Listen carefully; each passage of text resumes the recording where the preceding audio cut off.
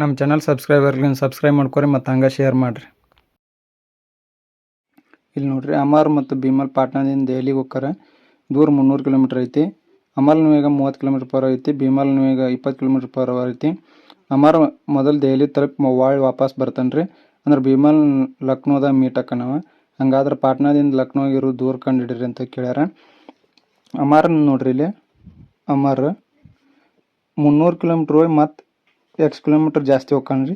ಅವ್ನ ಸ್ಪೀಡು /30 ರೀ. ಇವಾಗ 300 ಕಿಲೋಮೀಟ್ರ್ ಒಳಗೆ x ಕಿಲೋಮೀಟ್ರ್ ಕಮ್ಮಿ ಹೋಗ್ತಾನ್ರಿ.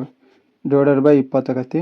0 0 600 + 2x = 900 - 3x.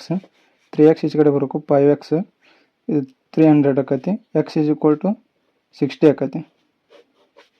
Patna to Lucknow distance ಕೇಳ್ಯಾರಿ. ಅಂದ್ರೆ ಇದಾಗುತ್ತೆ. Patna to Lucknow distance 300 - x ಐತಿ. 300 - 60 ಬಂದೈತಿ x. ಅಂದ್ರೆ 240 ಕಿಲೋಮೀಟ್ರ್. ಪಾಟ್ನಾ ಟು ಲಕ್ನೋ ಅಷ್ಟೇ ಐತಿ ನೋಡ್ರಿ. ಇದ್ರಾಗ ಇನ್ನೊಂದು ಬೇರೆ ಮೆಥಡ್ ಬೇಕಂದ್ರೆ ಎಸ್ ಅಂತಂದು ಕಮೆಂಟ್ ಮಾಡಿರಿ, ನಾ ಅದನ್ನು ಹೇಳ್ತೀನಿ.